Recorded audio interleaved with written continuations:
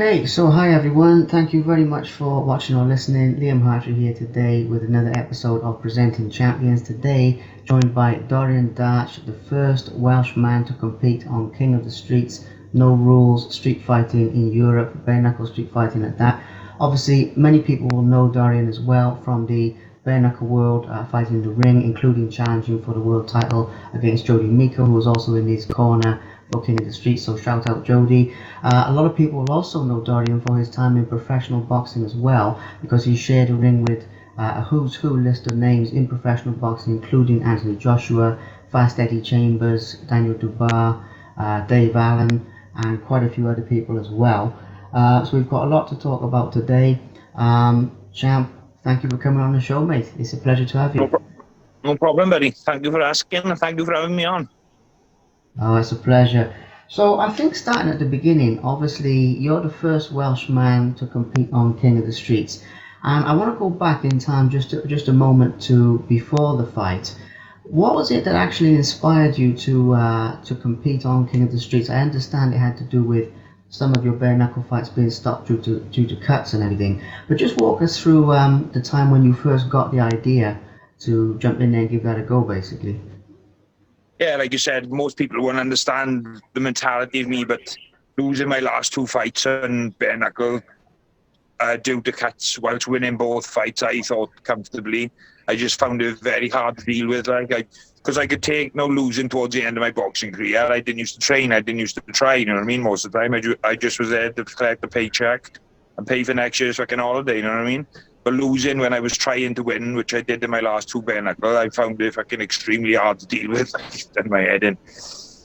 So that's the reason for going to King of the Streets. I knew, sad, but I needed to prove something to myself that I still had a bit of fire in the belly, and I weren't a faggot, more or less. Well, fair enough. But you definitely still had the fire in your belly, because obviously it was a very decisive win with soccer kicks. Obviously a win over a good opponent as well, because you know Benny is very well known in the bare knuckle world, in the pit fighting world as well. So just walk us through the fight. Obviously a lot of people will have seen the fight as well, but I saw a post on your Instagram saying it was the best experience of your combat sports career, which is pretty cool. Yeah, talk us through what it was like on King of the Streets. Must have been a wild experience, you know. To be honest with you, it's the best I've ever been treated. There was no questions asked, no pressure about ticket sales, which is fucking murder in boxing and bare knuckle. All they care about, they pretend it doesn't matter, but it's all they're on to about is fucking tickets this, tickets that. They put a brave face on and pretend it doesn't fucking matter, and you don't have to sell tickets, but it's all fucking bullshit. King of the Streets, all I had to do, take my fucking little bag, jump on a fucking plane, which they booked, to an hotel, which they booked, and just fucking turn up and fight. No mention of money, no mention of ticket sales. It was polite to me. It was just great all round, if I'm honest. No, after relief, after fucking tickets. Like it's been for the last fucking few years. I've had a fucking guts full of tickets, if I'm honest with you. But yeah, no pressure. Just turn up and fight. That's all we had to do, which I fucking love doing. So it was a brilliant experience. Yeah, it must have been amazing. And funnily enough, I've heard that from like all the boys I've had on here from King of the Streets. They all say the same thing. You know, the respect is next level. The way they're treated is next level. You know, you're not the first person to say that. You won't be the last either. Obviously, talk us through the atmosphere itself, because obviously I've seen the fight, but these fights are taking place. I know you can't say too much necessarily about the location or anything like that, but it's got to be a unique atmosphere. You know, fighting on concrete, fighting in that type of environment with all the people around with masks on and all that crazy stuff. What was the sort of vibe like there, if you get what I mean with this? No pressure, but to be honest, you just there. It's only like more or less. It was just us, the fighters, our trainers, and perhaps 3 or 4 more people and the camera crew and things. So it's not like fighting in front of a big crowd. So there's no pressure or nothing. So it's just you and a boy who agrees to fight with you. He knows the rules. I mean, so it's 2 likewise men agreeing to fight and just enjoying and doing what they love doing. Don't have to be in a ring to fucking fight. You know what I mean? As long as both of you agree the rules, you know what you're lined up for, and just fucking fight and get on with it. Yeah, that's the best way, and it's 100% pure, 100% real. Yeah. Obviously, as I mentioned, it was a brutal back and forth fight. I mean, obviously you were out striking him, and obviously you finished him off with the soccer kicks. I think there was a couple. I think you stomped on his head a bit. There was all sorts going on. But after the fight, I saw a post saying that you guys met up for like a bit of grub or a pint or something like that. I saw a post that you put up. We had a lift back to the old. We staying in the same hotel. We had the lift back to the hotel together. Both went up and had a shower already, and we both went and met in an Irish bar. Had a couple of pints and went to an Italian restaurant and had a fucking spag ball after. So there's no hard feelings. Like, Ben's a lovely bloke and all fairness. Yeah. Can't say a bad word about him. He got a lot of bollocks for turning up and doing what he done. It's just not suited to him, or I'm the wrong opponent for him, I think. He's more of a, like in them hay bales, I watched a few of his fights, it's a little more up close and personal, like, but I weren't going to do that with a 20 stone, you know what I mean? And just keep the job off him. We never fucking listen to me in boxing and BKB, but for some reason I fucking listened to Jody, stayed off him with the jab, kicked him, well, he kicked me first, he fucking started it, and then, so I kicked him back, he fell to the floor, and you just do what you got to do.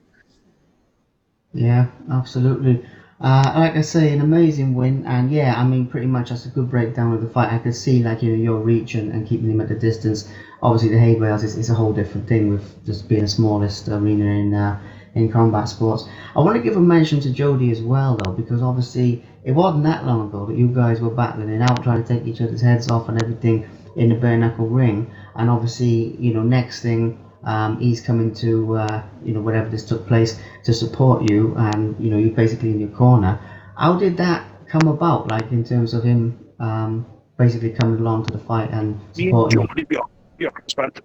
Spoke before we actually had a fight in BKB. He was messaging me out to get BKB. It just, not like fucking bad luck for me that he happened to be in the corner of the night, because obviously Pod dropped out the week before, and Jody had a set of balls and then turned up, just jumped up off his fucking couch, put his fucking can down, and turned up and fight me and cut me. But massive respect to Jody for coming out there. As soon as I wrote on my, I did Instagram or Twitter, I wrote why I was thinking about going to the streets, and he asked me straight away, but if I do that, I wouldn't be by his side, and I thought nothing of it to start off. And I got further into it, I messaged him, said, I do for it, and he said, yeah, if I said it, right? And he's by my side to make me feel at ease all weekend. Yes, and I thought to Jody, I massive respect to her. Like I said, I fought him, but we're friends for life now. Me and Jody, we speak regularly, and give me fucking loads of stitches, like, but apart from that, like.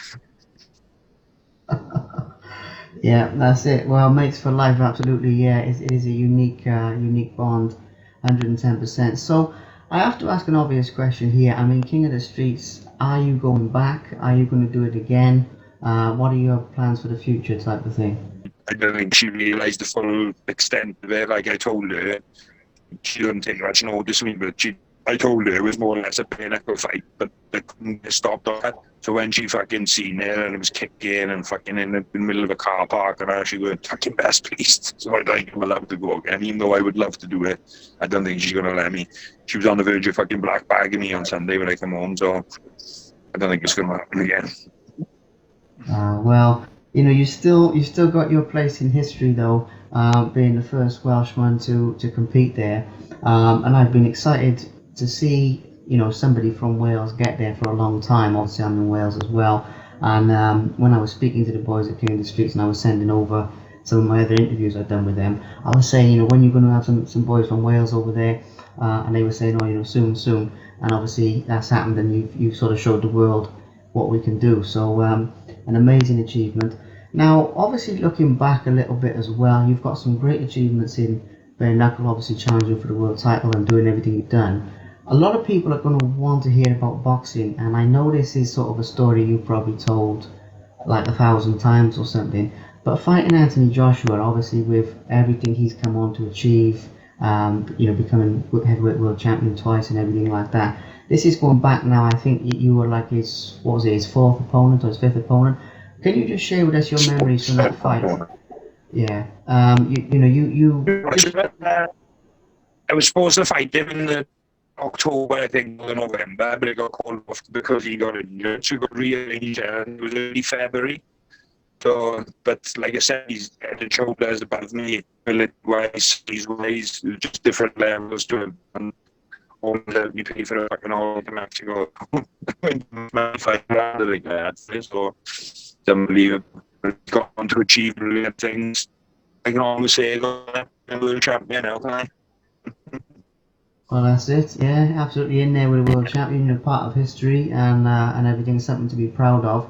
Obviously, you had that claim to fame of still being standing, even though it was stopped. Do you follow? How much have you followed his career since then? I mean, do you like watch all the fights and everything, or are you sort of? I always watch his fights, but I can't watch his fucking interviews anymore. He talks a lot of shit. I mean, talks in riddles. I just prefer, like, if you ask me a question, I just answer you truthfully. You know what I mean? He goes fucking round the gooseberry bush and talks a lot of shit. But like you said, you can't take away from his achievements, and he's a brilliant sportsman. But it's just he's media trained, I think, now, and like he nearly burst. I think like, it was his last fight, but after the fight, when he just talked gibberish in the ring for fucking 15 minutes, made a right fucking cunt of himself. But yeah, that's my opinion. Pretty much. I mean, like I say, it's exactly the same as you. I got all the respect in the world for his achievements, but yeah, these contradictions and things, it's another story. Obviously, there's a lot of other top boys that you fought in boxing. I mentioned a few at the beginning. You've got Fast Eddie Chambers, Daniel Dubois. Who else we've got? We've got Nick Webb. We've got loads of guys you were in there with. Huey Fury as well. I forgot to mention Huey Fury. But out of those guys, which ones are you like the most proud of facing? Because I mean, you're a bit quite humble about your career, but you were in there with some top boys. So are there any that you look back on now and they're like the most special to you, type of thing? Right, I've said it in a couple of interviews previously, but you didn't even mention his name there. But the best I've been in with, and the biggest hit that, in my opinion, a waste of talent, is Ian Lewison. He just fucking played too much, but he could have done a lot more than what he done. Like, in my opinion, he broke my jaw. You know what I mean? No, he hurt me. Not many people physically hurt me. Like, I mean, Joshua caught me in the temple and my legs went, but fucking Lewison, more or less, he broke my jaw. He was on fucking soup 5-6 weeks after the fight. And then he was a strong bloke, like, just fat and like training. Yeah, that's it. I mentioned a few names there, but the thing is, there's so many on your resume and everything. So it's good we got to give him a mention as well. And obviously, just to give a mention to the BKB side of things, and then we'll wrap this up shortly. You were still in there with some good names there. Obviously, got Mason Shaw and Jody and everything. But when you look back on that experience now, are there highlights that you take away from it, or was the whole thing just sort of gutting because obviously the cuts and everything, or was there a flip side where? Like I said previously, I trained in my boxing career, although I went over to BKB to right them wrong in my own head, and I was going to get a couple of wins and bail out on top. But obviously, my fucking skin had other ideas. Tracing people's skin, and I got 2 losses, but rightful losses because they're the rules, like, you know what I mean? But I think it's a bit stupid being so fucking big on cuts in bare boxing, like, you know what I mean? The cuts are going to happen. It's not as if I was going to fucking die from a cut face, but take away nothing from the boys who beat me. They beat me by the rule books as they were, and that's it. I got massive respect for both Ryan and Jody and Mason. Yeah, absolutely, yeah, top boys. So basically, just looking to the future then, I mean, I'm assuming from this, because you were saying about King of the Streets and not being allowed to go back there and stuff, is this pretty much you calling it a day with fighting? You can kick back and enjoy some more of the strongbow. We all know, obviously, the dark fruits, everyone knows about that. Anyway, I'd like to go again, but I don't think my missus is going to allow it. I won't be fighting for BKB again. Me and like, no disrespect, me and Jim just don't get on. I said, he thinks I'm a weird cunt. I think he's an ignorant cunt, you know what I mean? So hopefully, there's talk of BKFC doing a show in Wales in August. that'd be a nice way for me to go out, show in Wales on a home turf. I mean, selling tickets to go up by London. I mean, fucking, I sold 150 tickets for fucking Podmo to fucking pull out. Asked for the money back, get tickets. Jim said, "Oh, fucking, I can't give you the money back. The O2 got the money." Fucking bullshit. You know what I mean? If someone pulled out the boxing fight the week before, I could have the ticket money back, don't I? So it was more or less forced into a fight with Jody, who was even my friend then at the time. But a fight's a fight. I took the fight. It's my fault. So, but yeah, I won't be fighting for BKB again. But hopefully, if BKFC do a show in Wales, I'd be more than up for that. I spoke to the bloke involved, touched on bases about it, and he said if they do a show in Wales, I can be on it. So that could be the last hurrah. This was the last but one hurrah. I'd like to do another King of the Street, but she's not going to fucking have it, I think. Well, fair enough. I mean, you know, it's obviously it's getting on the one end because we'd love to see you in there again, showing people what the girls can do. But you know, she wants what's best for you, so I can see both sides of it, you know. But anyway, well, you know, whatever the future holds, good luck. It would be awesome to see you on a show. I mean, BKFC, they're going up the levels. Obviously, they got the Newcastle show coming up and everything, and they just had the show recently. So, you know, if there's a show in Wales, it'd be amazing to see you on that. Very last question then, just before we wrap this up. Anything you'd like to say to like your fans, your supporters, you know, the people who watch you fight, the people who support you basically. I like to give them a shout out because obviously sport would be nothing without them, and I know you said that selling tickets is a pain in the ass, and it is, but at the end of the day, you know, those people who come to watch you fight, what would you say to those people? As the last question, please. To watch me over the years from fucking pro boxing to BKB. Obviously, they couldn't come and watch King of the Streets, but yeah, I used to be a big ticket seller before I lost to Ian Lewison, and then they come back to support me again. And when I went to BKB, and like I fell out with a lot of them, not nastily and not my fault, over the fucking Podmore fight, because they paid for tickets to watch me in Podmore fight, you know what I mean? So they was asking me for a refund, I think rightly so, but it was out of my hands, because in BKB, you have to fucking pay for the tickets before you have the tickets. Whereas in boxing, I'd have the money up until the day before the fight. So if the fucking fight changed, I'd just give, I just give everyone their money back and give the fucking tickets back. But I was out of my hands in BKB, so I couldn't physically do it. So people didn't argue with me, but I was put in a very awkward situation, you know what I mean? But like I said, again, Jody, fucking massive respect, but we'll always be friends, and we had a fucking brilliant experience and good weekend together. He's on about doing it now, so another trip for me if he fancies it. I'll go out to Workers' Corner. Well, not Workers' Corner, fucking passing water before he starts fighting. I give him something when he's finished. Yeah, it would be amazing to see him on there, and obviously at the end of the day, it's his decision. But it would be cool to see the one-man riot on King of the Streets. When I spoke to him just after your fight, I said to him, are you gonna give it a go? And at the time he said no. He said, "Oh, I'm too fat, I'm too old, or whatever." I think his missus will play fuck with him as well.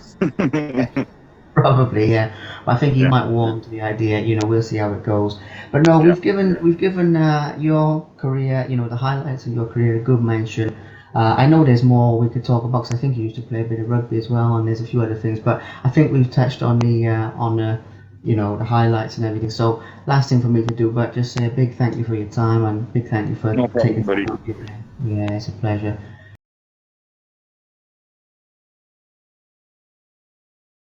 Thank you very much for watching. Please subscribe to the Simply Inspired YouTube channel, and there'll be more videos coming soon.